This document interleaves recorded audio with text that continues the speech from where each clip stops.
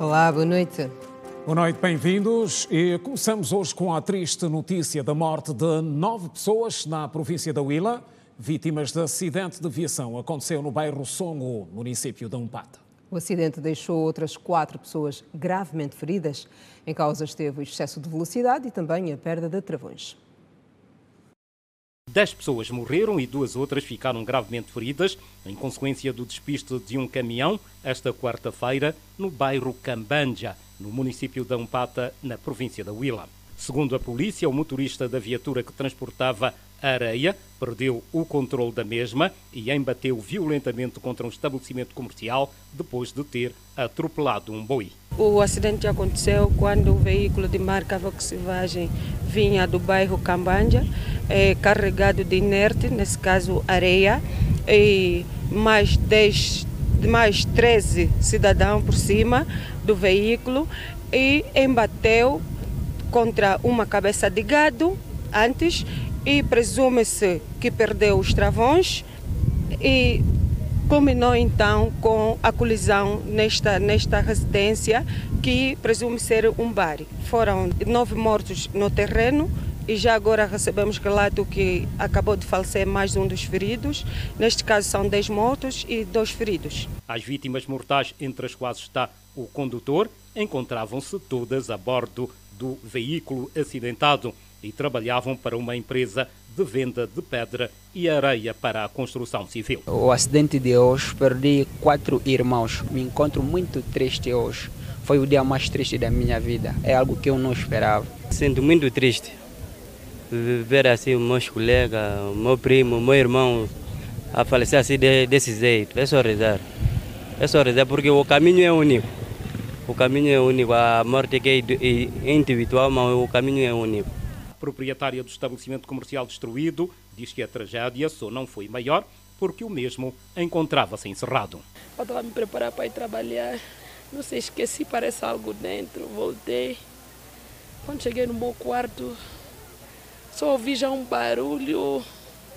Quando eu saí de dentro, aqui estava escuro de poeira, não vi nada, só olhei aqui e já vi isso tudo no chão. Estávamos para abrir, mas graças a Deus a moça que abre também não tinha chegado ainda. Muitos danos, televisor, as arcas, os meios, todo. Muito dano, muito dano.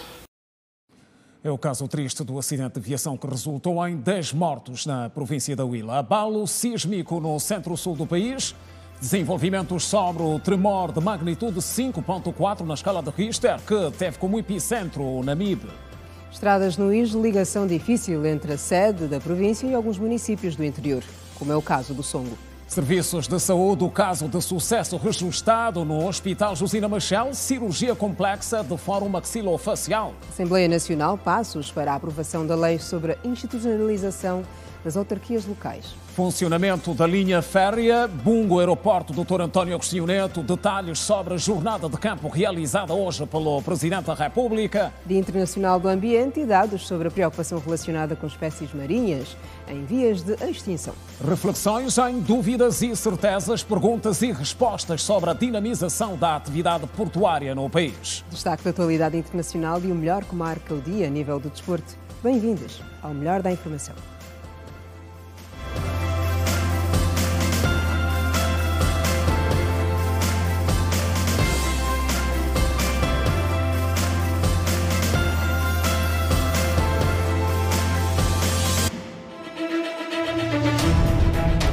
Do futuro. Nossa ambição para os próximos 4 anos é a de descontinuar a utilização das centrais térmicas. Tome nota.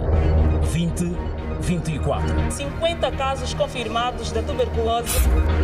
Em 2024, você é mais exigente. Seria bom que se visse os preços. Vê a situação da água, porque aqui o povo está sofrendo. Nos ajudam, por favor. Confiante e assertivo nas escolhas que faz. Esse é um dos mais variados eventos. O concurso público para o efeito. Angola pretende também explorar ao abrigo dos acordos. Em 2024, a opção da verdade não muda. Esta é mais uma das casas abandonadas. Nós estamos atentos. Girassol Jornal. Único. Outra vez, boa noite. O centro-sul do país foi hoje abalado por um tremor de terra que teve como epicentro a província do Namibe. O abalo sísmico mexeu com outras regiões. Como são os casos de Benguela, Kwanza Sul, Ambo, Bié e Huila. E segundo o INAMET, a sua magnitude é de 5,4 na escala de Richter. O fenómeno forçou a evacuação de edifícios em Benguela e houve desmaios em massa.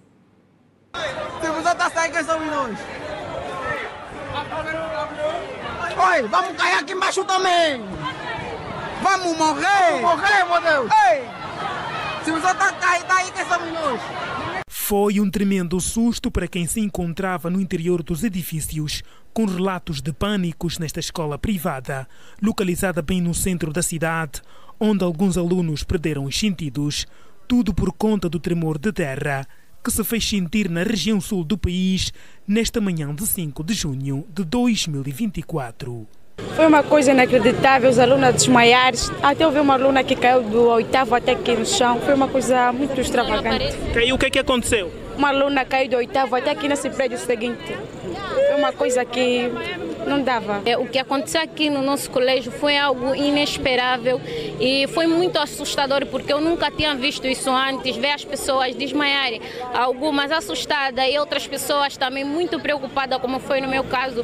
Eu que estava no terraço no momento, eu já me sentia como tivesse morta, né? Porque imagina, do terraço até aqui é algo inesperável e o que aconteceu aí dentro fez mais ou menos 10 minutos. E foi algo muito assustador e nunca tínhamos visto isso antes. Há informações de que colegas vossas desmaiaram? Sim, há muitos colegas que desmaiaram, alguns fumaram mesmo. E tinha uma colega que se atirou desde o quarto andar até aqui ao chão. Felizmente não aconteceu nada com ele, ela não partiu, não se feriu e nem sangrou. Graças a Deus ela está bem, o INEMA já levou ela. Eu estava na minha sala no momento, tinha acabado de chegar, mas deparei-me com aquela situação do pânico no seio dos alunos, mas minutos depois apercebemos-nos também que era uma situação ao nível nacional. E isto nos fez com que nos pudéssemos manter com mais calma.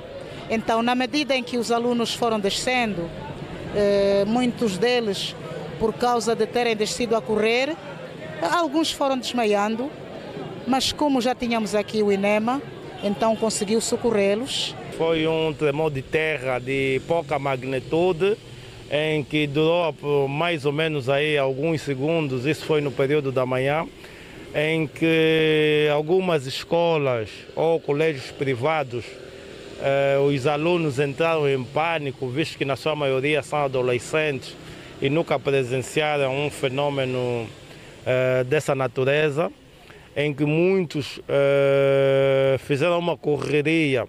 Estamos a falar do 4º, 5º, 3º e 1º andar do Colégio Iliete, e também estamos a falar do Colégio Umbaca, onde resultou em praticamente mais de 32 casos de desmaio, que é a perda brusca da consciência.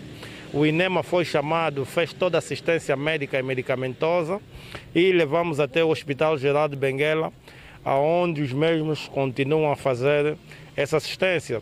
De acordo com dados do INAMET, um sismo de magnitude 5,4 na escala de Richter foi registrado na província de Benguela, cujo epicentro foi detectado a aproximadamente a 142 quilômetros da cidade do Namibe. O comunicado número 3 do gabinete do diretor-geral do Instituto Nacional de Meteorologia e Geofísica aponta que até o momento o abalo sísmico causou danos humanos e materiais. Afetou igualmente as províncias do Kwanza Sul, Huila e Namibe como epicentro da atividade sísmica. E na província da Huila foram também evacuados alguns edifícios por força do sismo. A manhã de quarta-feira foi de grande agitação na cidade de Lubango. Vários edifícios do Lubango foram evacuados na manhã desta quarta-feira devido ao tremor de terra de 5,4 graus na escala Richter que se registrou na região centro e sul do país. O abalo, que não provocou danos humanos e materiais, foi sentido em alguns dos bairros da cidade. Particularmente senti a cadeira mexer e depois olhei para o meu colega se ele também sentiu. Ele disse que também sentiu a mesma coisa. E em seguida o meritíssimo juiz levantou-se e também sentiu o chão a tremer. Tivemos que abandonar o edifício. Corridas. Podemos sentir ali no novo edifício da Intercal. Por alguns segundinhos o edifício também teve em tremores. Não houve problema, graças a Deus, não é? Isto é um prédio antigo, mas tem boas sapatas. Foi ainda construído no tempo colonial. Já tem muitos anos. É a primeira vez que eu ouço dizer que o prédio estremeceu. Para o diretor do INAMET na Huila, o tremor desta quarta-feira é de magnitude moderada e geralmente não provoca danos humanos e materiais. Em função da rede sísmica que temos a nível do país, conseguimos sentir esse abalo sísmico por algumas províncias do país. Para dizer ou para adiantar à população que nós entendemos, em função daquilo que verificamos, é um sismo de escala moderada, não constitui motivo para a população estar em alerta, mas também para dizer que foi um sismo de 5.4 da escala de Richter e estamos a apurar essas informações para depois avançarmos alguma informação com mais propriedade. Depois de passado o susto da manhã desta quarta-feira, a vida voltou ao normal na cidade do Lubango. E para o caso da província do Ambo, é a segunda vez que o fenómeno acontece em menos de um ano. Na cidade de Vida, amanhã foi de susto e preocupação para a maioria da população. O sismo foi sentido por várias pessoas em diferentes pontos da cidade. Houve um tremor de terra, foi rápido, durou mais ou menos uns 10 a 15 segundos. Era por aí 9 ou 10, eu estive sentada no cadeirão. De repente o edifício mexeu pela primeira vez. Eu chamei a minha filha mais nova. Disse, Edna, o prédio mexeu, ela disse, mamãe, a ventania. Depois de 2 minutos, mexeu a segunda vez. Levantei e fiquei na janela, a menina que estava sentada no outro lado do prédio, ficou a mexer no prédio. Eu perguntei por ela, Irene, é o quê? Ela disse que a Irene, o prédio mexeu. Eu disse, Edna, viste? O prédio mexeu mesmo. Na zona alta, os funcionários públicos do edifício das direções provinciais notaram a movimentação dos móveis. Por volta das 9, mais ou menos às 9h50, nós notamos um comportamento estranho a nível dos móveis, a nível do departamento. Demos conta que houve um tremor quando saímos, não é? Vimos os outros colegas a nível do gabinete e a reclamar do mesmo acontecimento. Esta manhã se passou um tremor de terra, mas nós não sentimos lá tão forte porque abrangiu mais nessas áreas da Cidade Baixa e na Calomanda. Aqui sentimos um tremor leve. Praticamente não aconteceu nada porque não demos lá muita conta, só tomamos o conhecimento mais tarde, porque o tremor foi assim tão leve como se fosse vibração de um telefone. O que causou alguma preocupação. Na centralidade do Loçambo, os moradores também viveram alguns momentos que consideram de pânico. Mas eu pensei que fosse o vento, eu vi mesmo, fiquei com muito medo. O de hoje também foi a mesma coisa, também durou acho que uns 2 minutos ou 3 minutos. O prédio mesmo a mexer, a cama também estava a mexer e tudo mais. Foi tudo rápido, não fez 5 minutos. Não fez 5 minutos, mexeu por 2 vezes o prédio. Criou um susto realmente. Criou um susto, eu até comecei a tremer. É uma tontura ligeira, um medo. Olá, eu só sei que eu estava no meu quarto a trabalhar nas redes sociais, como sempre, e de repente eu sentia como se a cama estivesse a tremer. Eu ficava, mas será que é uma sensação estranha que eu estou a ter ou estava a acontecer um tremor de terra? Até quando a minha filha saiu da sala e chegou até o quarto, disse, mamãe, também sentiste? Eu disse, filha, por acaso senti um tremor de terra, pensei que fosse algo imaginário. E quando ela confirmou que ela também sentiu. E depois os posts nas redes sociais começaram, né, segundo algumas informações que eu obtive, que aconteceu também no Bié e na província de Benguela. De acordo aos dados do INAMET, o AMBO chegou a registrar na manhã desta quarta-feira, por volta das 8h42, um sismo de magnitude 5.4 na escala de Richter. De recordar que a 31 de agosto do ano passado, isto é, em 2023, a província registrou igualmente um sismo, já na magnitude de 5.2 na escala de Richter. Vale aqui registrar que a Divisão de Geofísica do Instituto Nacional de Meteorologia e Geofísica confirma a ocorrência de um sismo de magnitude 5.4 na escala de Richter, portanto escala moderada, cujo epicentro foi precisamente na província de Namibe, aproximadamente a 142 km da província de Namibe. Notícias no Girassol Jornal agora no domínio da saúde. Avançamos com um caso de sucesso registado no Hospital Josina Machel, aqui em Luanda, fruto do empenho e dedicação da classe profissional. Estamos a falar de uma cirurgia complexa de fórum maxilofacial submetida a uma jovem de 20 anos que sofria de um tumor nas glândulas salivares. O trabalho correu sem sobressaltos. 3 anos depois, Agostinho João tem a sua autoestima devolvida. O jovem de 20 anos era zombado devido a um tumor das glândulas salivares. Sofria bullying na escola, nos amigos, em todo sítio onde eu ia. Mas graças a Deus, a operação correu bem e cá estou eu, muito diferente de tudo que eu passei. Graças a Deus cá estou hoje, mais um jovem bonito. Adolfo Machimbo também teve de lidar com a vergonha por conta de um tumor do osso da fala.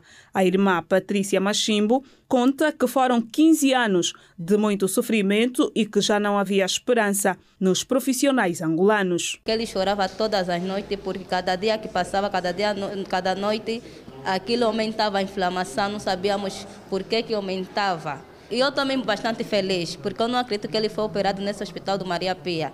Eu estava a pensar que isso era um caso de ir mesmo para fora. Com a antiga imagem, eu sofria muito bullying. Eu andava na rua, as pessoas riam de mim. E daqui em diante eu só espero voltar a trabalhar e ser nova pessoa.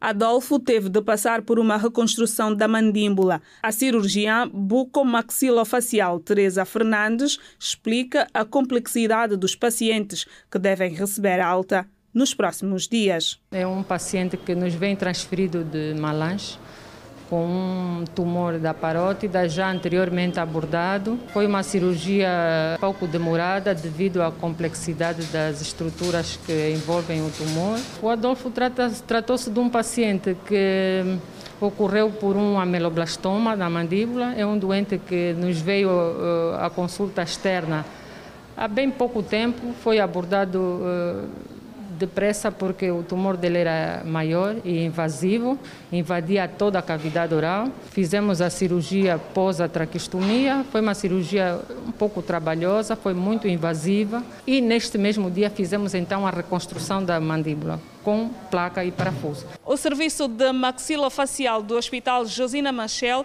atende diariamente cerca de 30 pacientes. De janeiro a maio deste ano, foram realizadas mais de 40 cirurgias. Entretanto, o número de especialistas é insuficiente.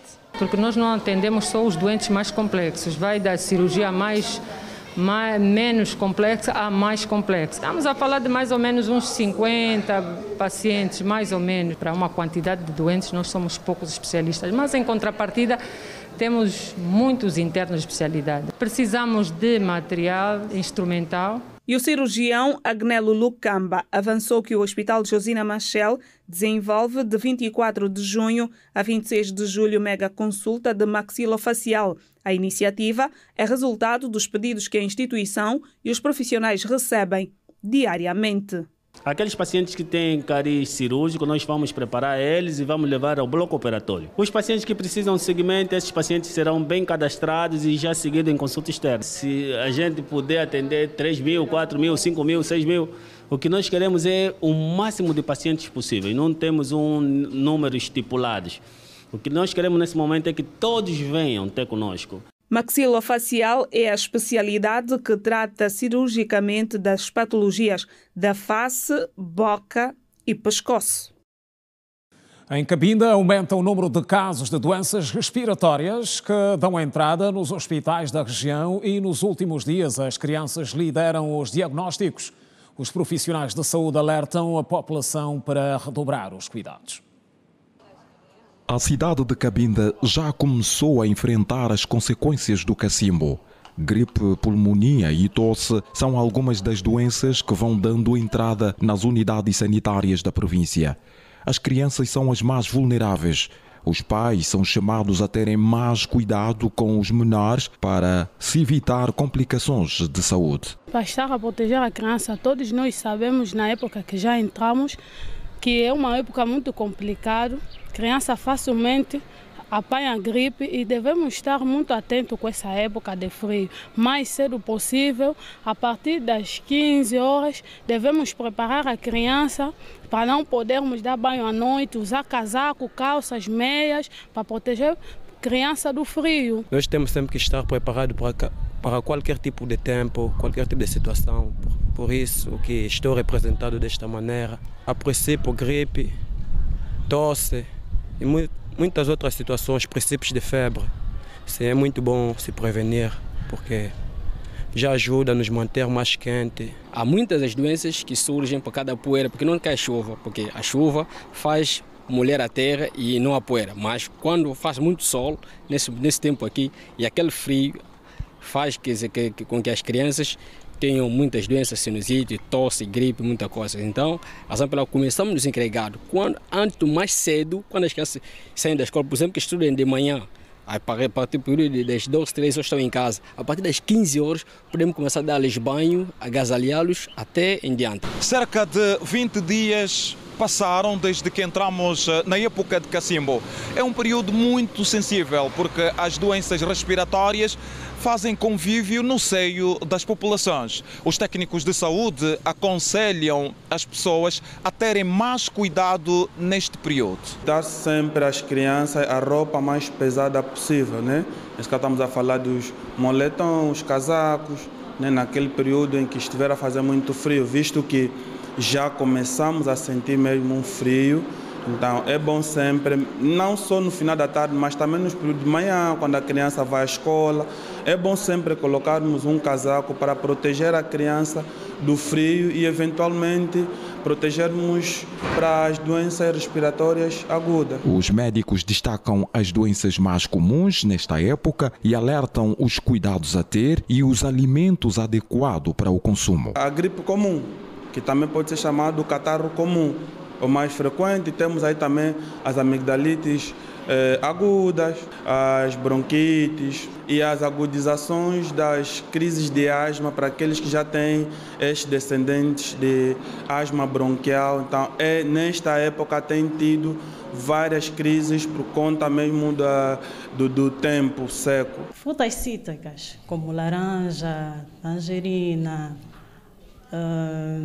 ananás, são as frutas que geralmente temos que usar nesse tempo. Temos que evitar os alimentos frescos, como água fresca para crianças, gelados. Temos que consumir mais alimentos quentes. Segundo os médicos, os casos que mais dão entrada estão ligados às doenças respiratórias. Espécies marinhas em via de extinção. Reflexões no Dia Mundial do Ambiente. Em destaque.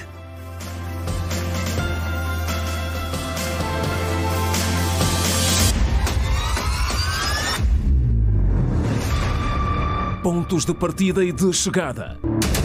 Caminhos para a modernização. O que o nosso Porto de Lobito traz é que hoje nos apresentamos já não como um porto operador, mas como um porto senhorio. Investimento, desafios e perspectivas. Em termos de carga, nós tivemos cerca de 275.385 toneladas.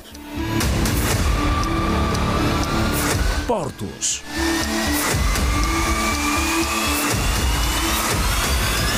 Exclusivo reportagem da semana. Estamos a informar. O Presidente da República cumpriu hoje uma jornada de campo que se resumiu na constatação do funcionamento da linha férrea Bungo-Aeroporto Dr. António Agostinho Neto. O chefe de Estado fez o percurso em viagem de comboio, que teve a duração de mais de 1 hora e esteve acompanhado de outros membros do governo.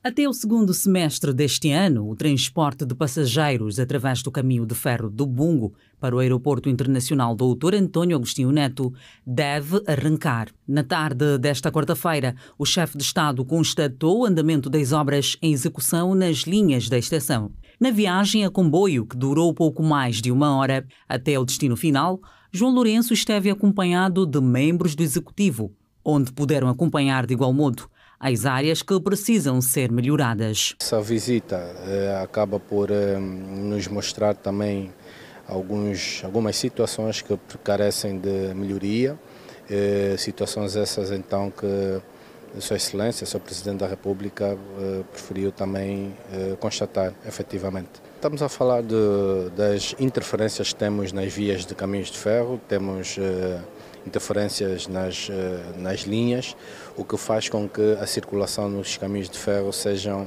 com pouca frequência.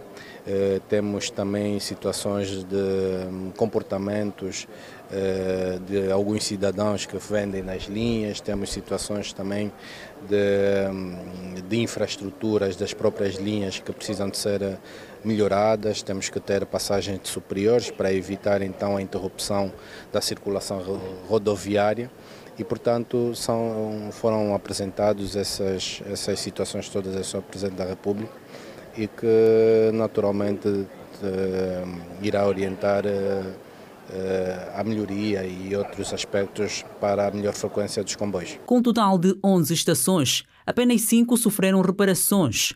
A linha ainda carece de serviços como sinalização e telecomunicações. A Agência Nacional de Transportes Terrestres esclarece que as demais estações não necessitam de melhorias. Não necessariamente, porque são estações normais e o que nós precisamos nessas estações são apenas pequenos equipamentos para a proteção dos cidadãos.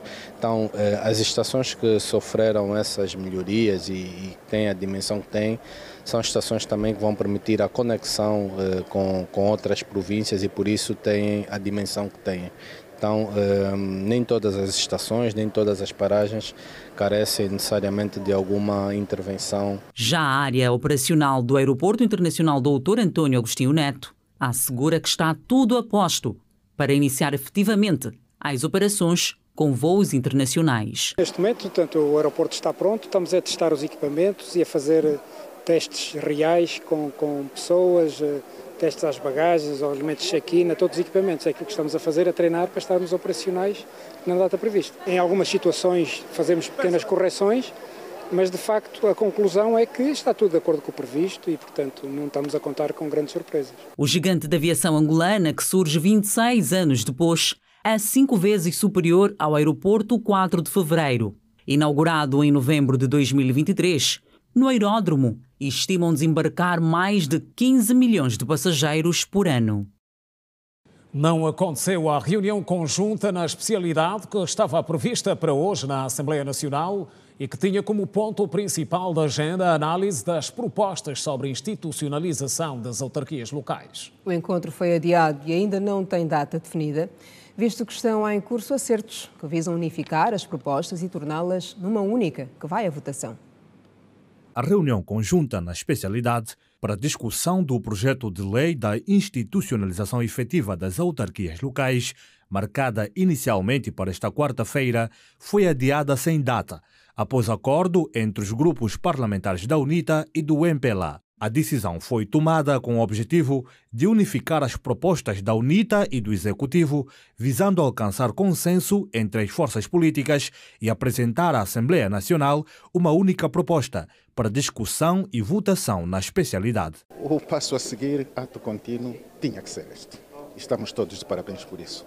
Só auguro que essas discussões da concertação se façam e cheguem a uma conclusão que facilite, enfim, a aprovação da lei que está em falta e que todo o nosso povo espera expectante. Tem aspectos em que estamos divergentes, fraturantes, e há muitos deles em que estamos de um e do outro lado de acordo.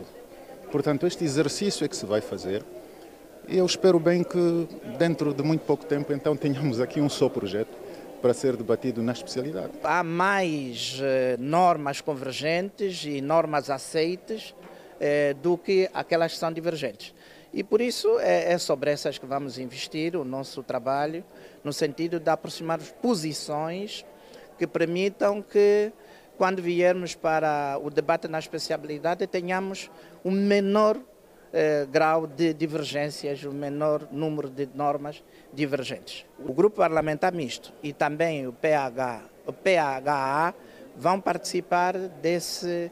Todos os partidos políticos com assento parlamentar vão participar nessas negociações, digamos, interpartidárias ainda, ou entre grupos parlamentares, antes da discussão na especialidade. Os detalhes sobre os pontos convergentes e divergentes nas duas propostas ainda não foram divulgados, mas os representantes parlamentares consideram o passo como positivo para a democracia angolana. Espero que daqui por diante tenhamos vários momentos que tenham este tratamento que, enfim, agrada-nos a todos. E aqui, assim, a democracia e na Casa das Leis, estamos todos de parabéns. A direção do grupo parlamentar, a direção do grupo parlamentar da UNITA e do grupo parlamentar do MPLA concordaram nesta medida e penso que caberá a eles, a seu tempo, de dizerem quais são os aspectos considerados fraturantes e outros em que nós convergimos. Esse cenário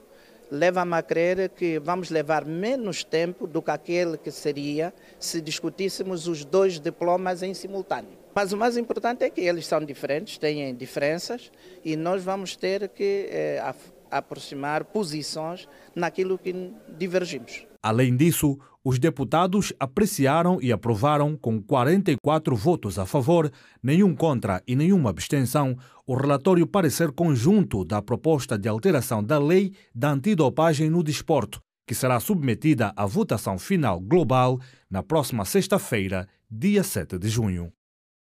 Angola e os Estados Unidos da América lançaram hoje em Luanda o programa de apoio aos partidos políticos para uma democracia resiliente e inclusiva, que tem como objetivo fomentar um sistema democrático forte e dinâmico. Segundo dados da Embaixada dos Estados Unidos em Angola, o programa, que conta com financiamento de $10 milhões da Agência para o Desenvolvimento Internacional, a USAID, é uma parceria com os partidos políticos locais com assento na Assembleia Nacional. E olhamos agora para um dos objetivos da Estratégia Nacional de Combate à Corrupção, aprovada recentemente em Conselho de Ministros, que é essencialmente a recuperação de ativos desviados. Um dos desafios que o Governo continua a assumir como prioridade, especialistas defendem por isso a necessidade de um intercâmbio judicial mais forte.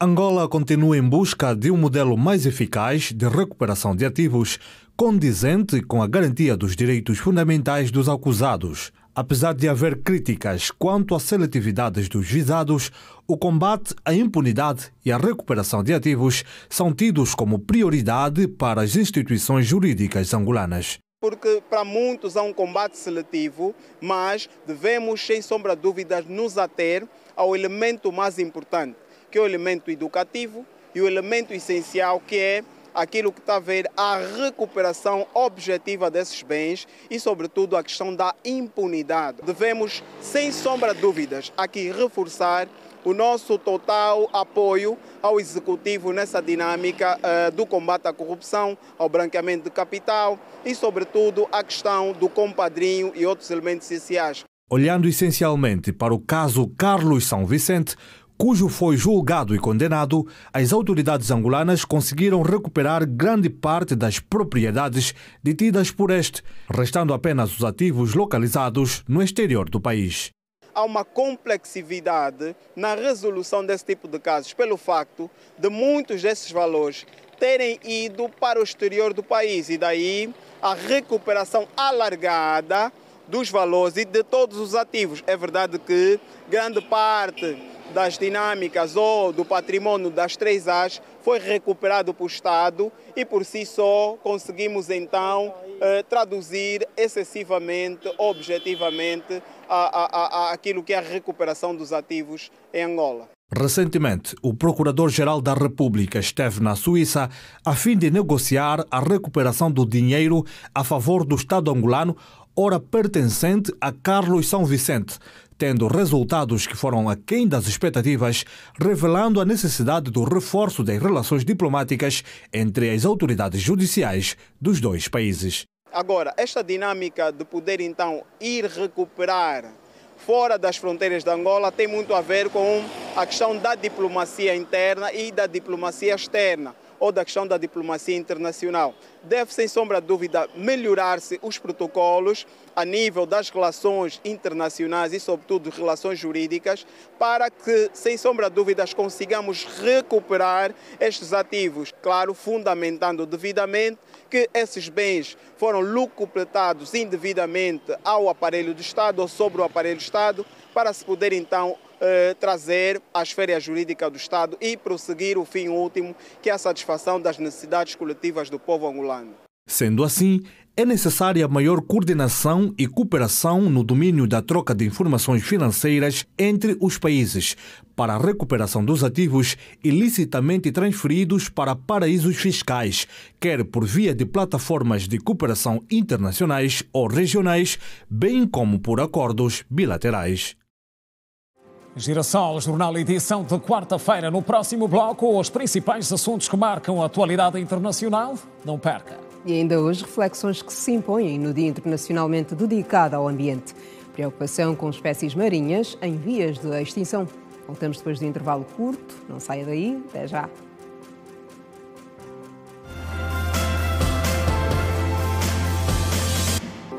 Regresso das notícias na segunda parte do Girassol Jornal, com foco no resumo do que marcou o diálogo em mais uma edição do Café Cipra. Sobre a mesa estiveram os desafios do setor das pescas, com o ponto de situação dos projetos em curso e também as perspectivas de crescimento.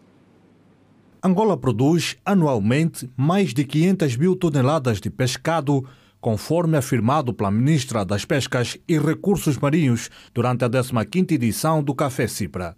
A maior parte desta produção destina-se ao consumo interno, enquanto os produtos menos consumidos, como crustáceos e frutos do mar, são exportados. Anualmente, em termos de exportação, pouco se contribui para a entrada dos dólares em Angola. Ou seja, ela não tem a expressão que temos neste momento. E nós fazemos a exportação, a grande exportação, a maior exportação que temos, são de produtos que nós consumimos pouco cá em Angola, que são os crustáceos, caranguejo e camarão e gamba. Apesar da significativa produção, o equilíbrio entre a importação e exportação ainda não é alcançado. Em 2022, por exemplo, Angola produziu apenas 2.000 toneladas de tilápia, enquanto continua a importar grandes quantidades de espécies marinhas, como bacalhau e cacuço, principalmente de mercados como Portugal e China. É enorme a quantidade de bacalhau que a Angola importa por via das empresas representantes das marcas de bacalhau, designadamente da China, a essa grande quantidade de tilápia, que é o cacuço. Nós, em 2023, estamos a falar de um aumento de 8.000 toneladas e estamos com uma produção de 10.000 toneladas. A nossa meta é atingir as 80.000 toneladas em 2050. A diretora do Instituto Nacional de Investigação Pesqueira atribui a escassez de pescado nas águas angolanas ao fenômeno das alterações climáticas e à migração das espécies marinhas. Os pescadores vão à pesca, não encontram o peixe, não há peixe. O peixe migrou.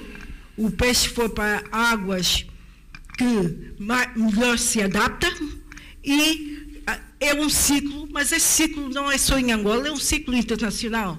O peixe é dinâmico, o peixe não reconhece fronteiras. Com o intuito de impulsionar o setor das pescas, tanto empresários nacionais quanto estrangeiros são incentivados a investir, com o governo comprometendo-se a fornecer facilidades institucionais e financeiras.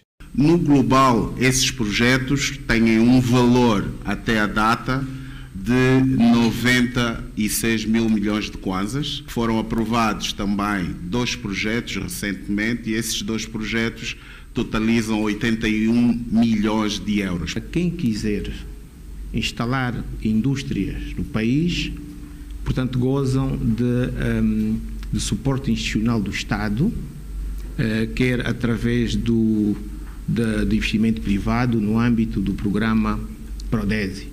A produção substancial de pescado em Angola é um recurso valioso, mas a dependência contínua das importações e os desafios ambientais destacam a necessidade de medidas adicionais para fortalecer a indústria pesqueira nacional. E assinala-se hoje o Dia Mundial do Ambiente, que é marcado um pouco por todo o país por reflexões voltadas para a preservação do ecossistema. E que passam igualmente pela preservação e preparação relacionada com espécies marinhas em vias de extinção, fruto dos chamados arrastões na atividade pescatória. Os arrastões são uma prática pesqueira onde as embarcações, durante a pesca, recolhem do mar todo tipo de peixe, incluindo as espécies em época de reprodução, ameaçando a extinção de certos animais aquáticos. Em Benguela, muito se tem falado dessa prática que periga o ecossistema marinho, de acordo com o ambientalista Isaac Sassoma. Estamos a ver, já estamos a sentir hoje a dificuldade que nós temos, por exemplo, de adquirir o pescado. Muitas espécies marinhas já desapareceram. A captura dos pescados para a nossa própria subsistência também há um desaparecimento significativo. Então, tudo isto é fruto de quê? Tudo isso é falta de uma fiscalização adequada. Precisamos ter uma fiscalização adequada e também temos de ter um compromisso de preservação da própria espécie. Isso é, respeitando principalmente a época de veda, a época da desova das espécies. Nós estamos a ver todos os santos dias, por exemplo, embarcações até de estrangeiros, embarcações local, mas de pesca industrial, com arrastões, a fazer arrastões dessas espécies. Significa dizer que daqui a algum tempo nós vamos ter desaparecimento da espécie no nosso ecossistema marinho. E isso vai ser grande dificuldade, porque nós aí vamos criar vários desequilíbrios ecológicos no próprio ecossistema. No dia em que se celebra o Dia Mundial do Ambiente, o professor universitário e especialista em ambiente entende ser necessária uma fiscalização adequada para evitar o desaparecimento de espécies marinhas. É necessário usarmos as políticas ambientais assertivas e apertarmos um bocadinho na questão da fiscalização. É muito importante termos a fiscalização e é importante que também aliemos a fiscalização com a aplicação das leis para todos, não de maneira particular, de maneira singular. Uma outra saída, de acordo com o engenheiro, é a educação ambiental aos cidadãos a olhar pela poluição do mar como uma das saídas para minimizar o problema dos maus tratos que os mares têm sofrido, aliada à fraca fiscalização das autoridades competentes. Precisamos também, nesse sentido, educar as pessoas, precisamos ter a fiscalização eficiente com a aplicação das leis, de maneira rija e de maneira muito eficiente, sem nós descorarmos, seja lá qual for a pessoa que deve ser punida. É importante que nós não devemos mensurar, muitas das vezes, o que acontece aqui em Angola. Acontece que as leis só são aplicadas para alguns e para os outros não. E muitas vezes acontece o quê? Acontece que a fiscalização também é débil, precisamos reforçar a fiscalização. A nossa fiscalização dos nossos mares é muito fragilizada. Olhar muito bem o órgão competente, muitas das vezes não tem equipamento, não tem pessoal para fazer uma fiscalização do nosso todo o território, sabe muito bem a extensão que tem o nosso mar, então precisamos reforçar, de certa maneira, a própria fiscalização, reforçar muito bem a questão dos equipamentos para fazer essa fiscalização e realmente aplicar a lei que é de direito, independentemente de quem for a pessoa que for flagrada em pleno delito. O município pescatório da Baía Farta, onde sai parte do peixe que alimenta o país, tem sido alvo de muitas embarcações, legais e ilegais, que praticam os arrastões, situação que coloca em perigo a fauna marítima. Diálogo entre pais e filhos. Recomendações em destaque.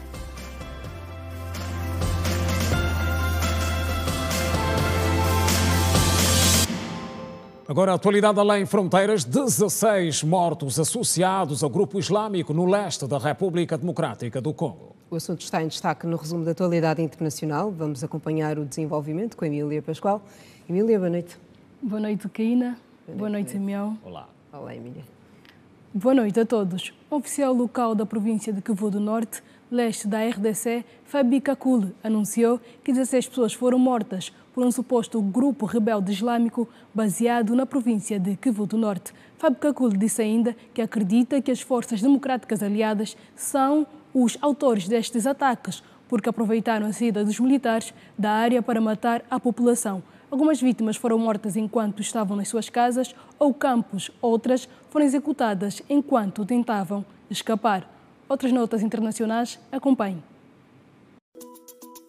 Os serviços de emergências regionais da Nigéria informaram que 30 mineiros estão soterrados há 4 dias no estado nigeriano do Níger, no centro do país, devido ao desabamento de uma mina provocado por chuvas torrenciais.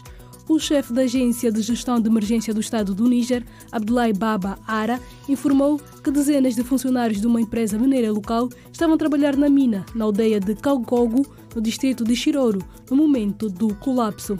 Abdoulaye Baba Ara disse que os esforços para resgatar os 30 mineiros foram obstruídos por ameaças de bandidos armados. O oficial de emergência declarou: "Nossa equipa na área foi interrompida pelo pessoal de segurança devido a ameaças de bandidos." O ministro das Relações Exteriores da Rússia, Sergei Lavrov, chegou ao Burkina Faso na noite de terça-feira, enquanto continua sua viagem pelo continente africano. O ministro das Relações Exteriores do Burkina Faso, Karamoko Jean-Marie, recebeu o seu homólogo russo. Na segunda-feira, Sergei Lavrov visitou a República da Guiné. Essa é a primeira visita da República da Guiné do chefe da diplomacia russa desde 2013. De acordo com a agência de notícias estatal russa, Lavrov irá encontrar-se com líderes políticos da costa da África Ocidental como parte da primeira etapa de uma viagem ao continente africano. O acordo de cessar-fogo em Gaza e as guerras na Ucrânia e no Sudão dominaram o encontro de terça-feira em Washington entre o secretário-geral da ONU, António Guterres, e o secretário de Estado norte-americano, Antony Blinken.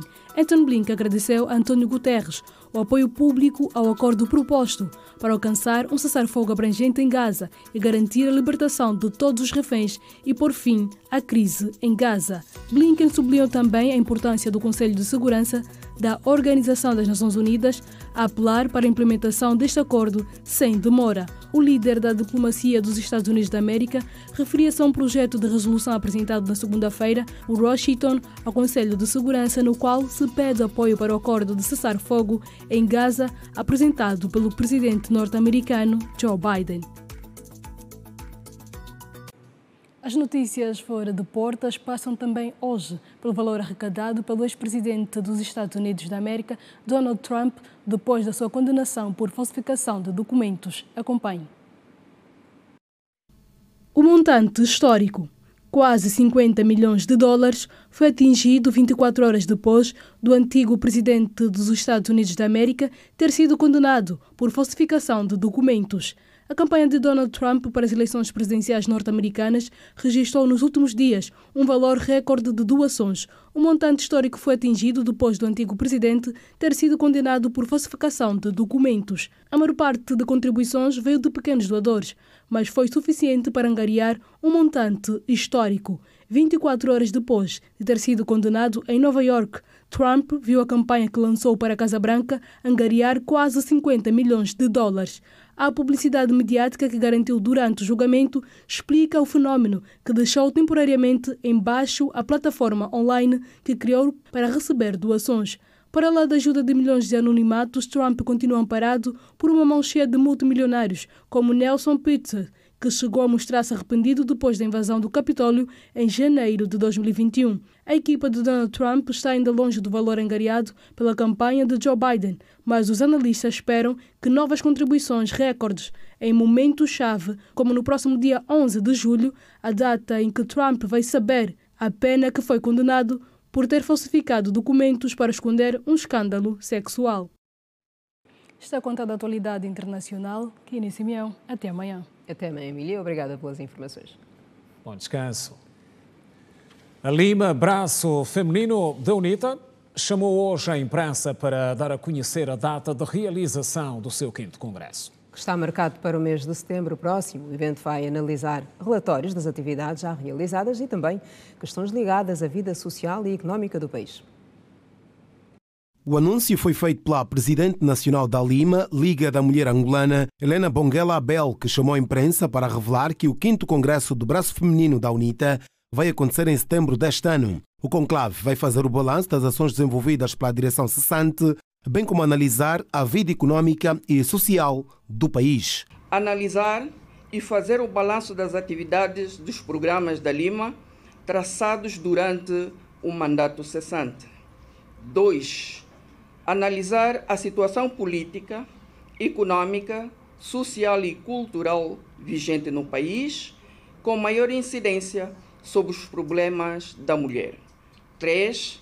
Analisar o desenvolvimento e o crescimento da Lima. Antes, serão realizadas conferências provinciais para a seleção das delegadas ao Congresso. Segundo o cronograma das ações, antecede ao Congresso a realização das conferências comunais, municipais e provinciais, que irão analisar os documentos reitores, propor eventuais alterações, debater as teses ao Congresso, eleger delegadas ao Congresso e os membros do Comitê Nacional da Lima. O último Congresso da Lima teve lugar entre os dias 1, 2 e 3 de abril de 2020, onde foi eleita Helena Bonguela Abel, que garantiu que não será candidata à sua própria sucessão. A Lima foi fundada a 18 de junho de 1972, na província do Mochico. O primeiro de todos os passos. Quando ela me surpreendeu que estava grávida, eu fiquei mesmo muito triste. Início do percurso. Quem lidar com criança tem que ter essas 3 coisas: amor, paciência e a fé. Um filho com atenção especial é uma escola. Quando eu não estou no meio delas, eu também me sinto isolada. O berço.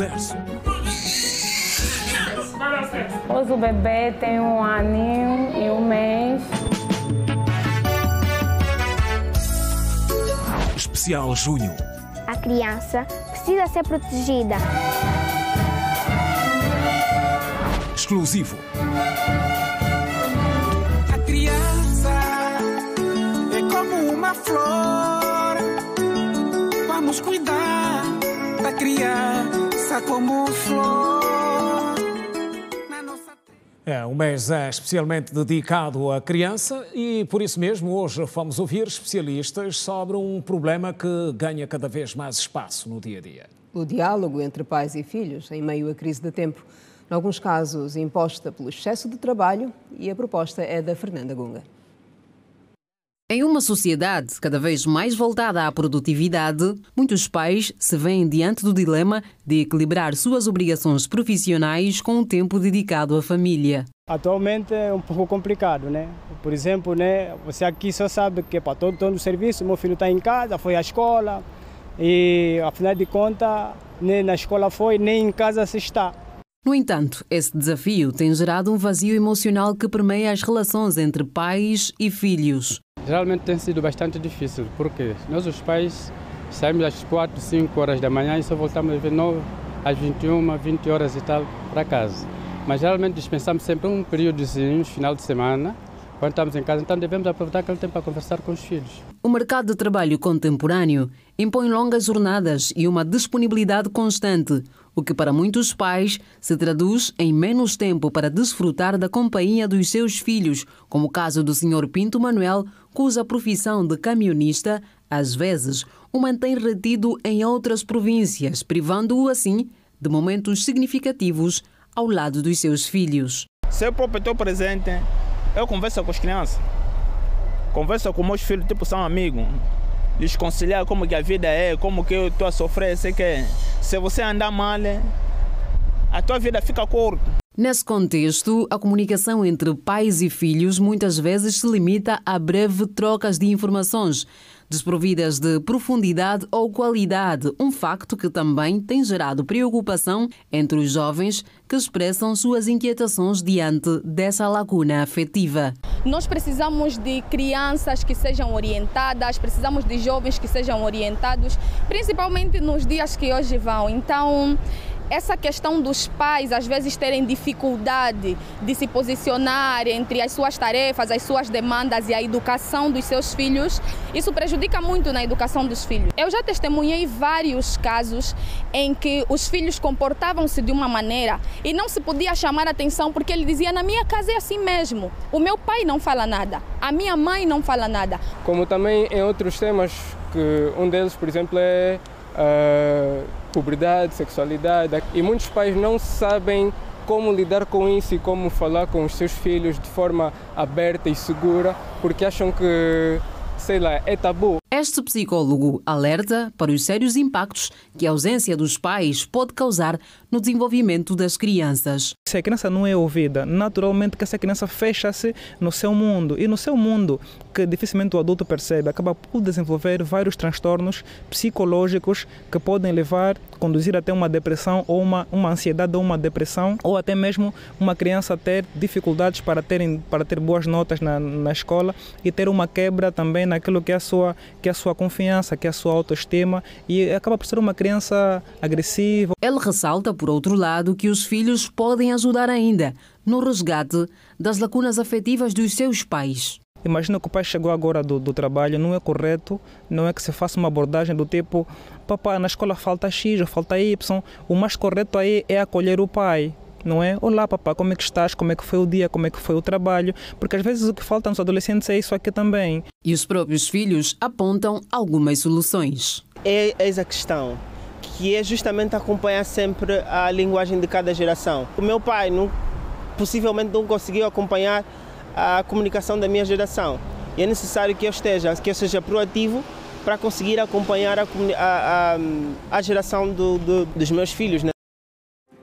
Estamos a informar mais um intervalo no Girassol Jornal. O próximo bloco acontece com novidades do desporto. Não perca. E ainda, reflexões em dúvidas e certezas, perguntas e respostas sobre a dinamização da atividade portuária no país. O intervalo é breve, não saia daí, por favor. Até já.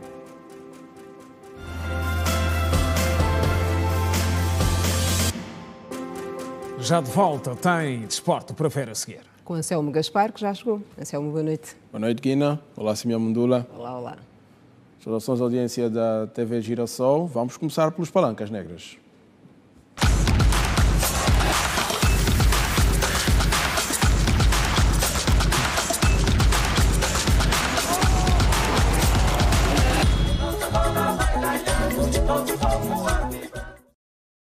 E hoje foi dia de mais uma sessão de treinos dos Palancas Negras e quem vai trazer as informações sobre o dia de hoje é o repórter Manuel da Cruz. Manuel, boa noite. Quais são as novidades do dia? Viva! Saudações desportivas para ti, Anselmo Gaspar, e para a vasta audiência da TV Girassol. Terminou há instantes o penúltimo treino da Seleção Nacional, tendo em conta o duplo compromisso diante de Suaitine e dos Camarões. Nós vamos à conversa com o médio defensivo do Combinado Nacional, Estrela. Estrela, boa noite. Fala para a TV Girassol, penúltimo treino da Seleção Nacional. Como é que está o conjunto? Antes de mais, boa noite. O conjunto está confiante, estamos bastante motivados. Foi um bom treino, uma boa sessão, onde procuramos aprimorar aquilo que são os pontos fortes do nosso adversário e concluímos com sucesso mais uma sessão de treinos. Estamos a 2 dias do jogo e o grupo está bastante confiante para conquistar a vitória. A Eswatini, uma seleção da região austral de África, tem noção desta mesma seleção? Sim, temos noção, porque já temos acompanhado os pontos fortes e os pontos menos fortes do adversário através de vídeos nas reuniões que temos tido. Portanto, estamos a trabalhar para estarmos preparados no jogo para qualquer eventualidade do adversário. Quanto ao 12º jogador, que mensagem aqui vai deixar? Dizer ao povo angolano que continue a acreditar em nós, que graças a Deus conseguimos dar a alegria novamente ao nosso povo. Nós vemos agora hoje em dia a massa e o carinho que que o povo angolano tem nos transmitido. Então nós queremos continuar a dar essa alegria ao povo angolano e tudo iremos fazer para dar essa alegria mais uma vez no próximo jogo ao povo angolano, que é o mais importante. Muito obrigado. Foi a conversa com o meio-campista defensivo da Seleção Nacional, Estrela, um provável 11 do técnico Pedro Gonçalves, Neblu a baliza, lateral direito Clinton da Mata, lateral esquerdo Sandro Cruz, no centro da defesa Kialunda Gaspar e David Carmo. Show será o médio mais recuado, apoiado pelo capitão Fred e por Milson. Na ala esquerda Gelson Dalla, na ala direita Manuel Benson e Mambululo será então o jogador mais avançado do combinado nacional. Nós colocamos um ponto final quanto a essa transmissão a partir do Estádio Nacional 11 de novembro, que vai acolher o duplo compromisso de Angola rumo ao Campeonato do Mundo de 2026.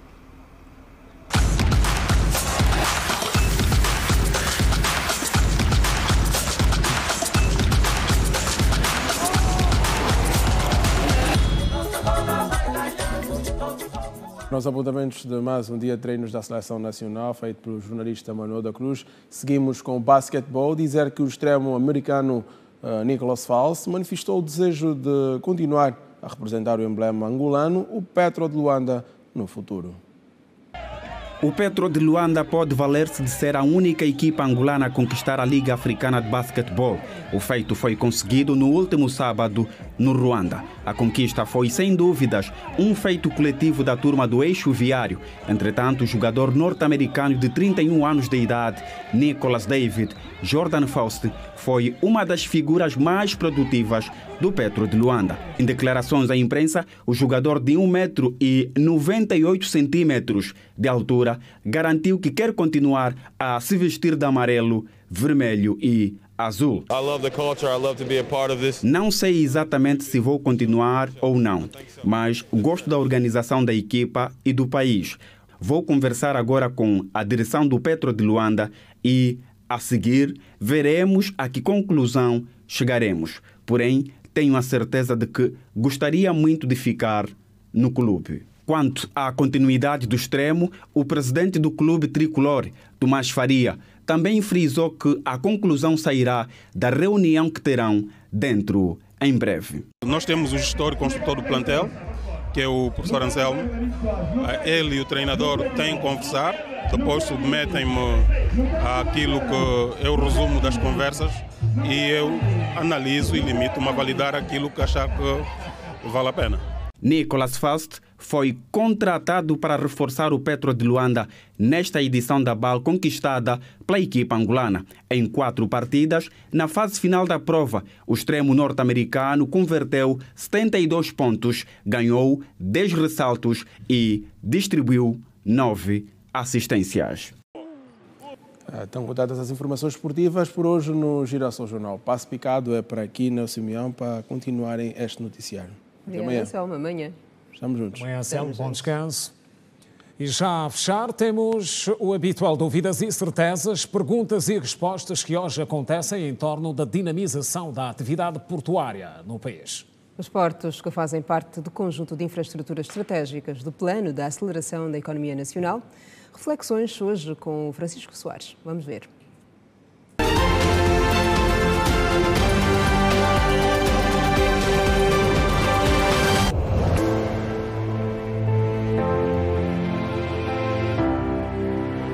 Olá, bem-vindo.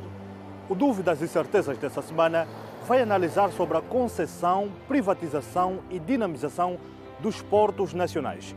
Olhar para este setor é essencial para entender como funciona o comércio interno a nível do país.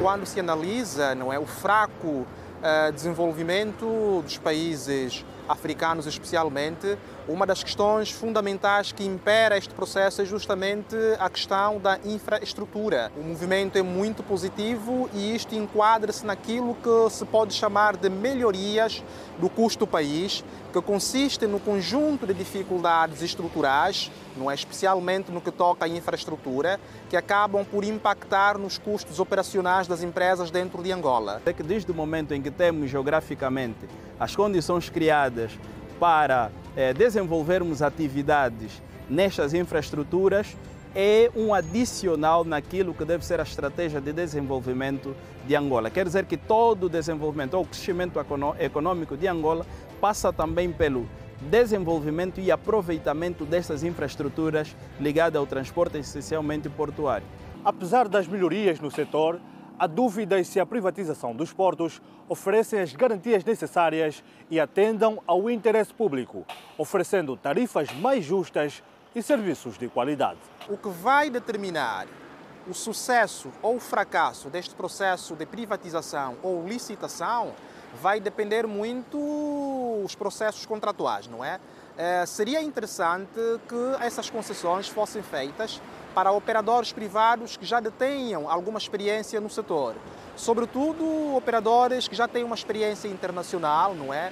Que venham de países com uma certa tradição comercial em termos de qualidade de serviços aeroportuários ou portuários especificamente, e isto poderia proporcionar uma certa certeza, não é? Reduzir as incertezas no que toca à qualidade dos serviços que se vão, portanto, prestar nos portos angolanos. Quanto às grandes dúvidas é a capacidade de atração de investimento para estes portos. Daí que no âmbito da diplomacia econômica é fundamental também promovermos essas infraestruturas diante ou junto dos grandes mercados, fazer com que os mercados asiáticos, americanos e europeus olhem os portos angolanos como infraestruturas estratégicas para a entrada de mercadorias no continente africano, como também saída de mercadorias no continente africano para o resto do mundo. A privatização dos portos pode melhorar a eficiência e atrair investimentos.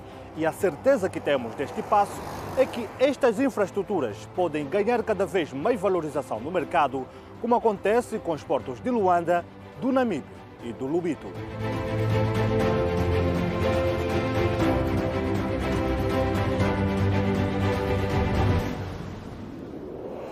É necessário que haja algumas medidas de enforcement, ou seja, de fiscalização institucional por parte das entidades reguladoras, não é, deste setor, para poder acompanhar em que medida, não é, os operadores estarão cumprindo com o estabelecido no processo contratual. E isto pode ser feito não inteiramente, pode ser feito também não inteiramente pelos setores, ou seja, pelas entidades públicas, mas pode-se fazer também em parceria com algumas consultorias internacionais que já detenham, não é, algum know-how ou alguma expertise comprovada neste setor. Se olharmos, por exemplo, o Porto do Lubito, vamos notar que é um porto que tem ligações com a linha férrea e a linha rodoviária. Quer dizer que essas infraestruturas devem servir de pontos intermodais com os demais meios de transporte. Por isso é que os caminhos de ferro conseguem ter acesso ao Porto do Lubito e as principais estradas da província do Lubito também conseguem ter acesso ao porto. A ideia é que, do ponto de vista do escoamento dos produtos, não haja tanta dificuldade, tanto nos meios rodoviários como nos meios ferroviários.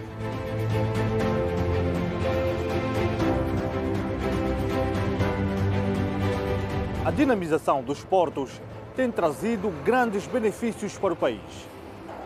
Mas é importante que neste processo o governo e a sociedade civil acompanhem de perto o processo de privatização e concessão dos portos para garantir uma distribuição justa dos lucros e interesses nacionais. Esta foi mais uma edição do Dúvidas e Certezas. Até a próxima semana.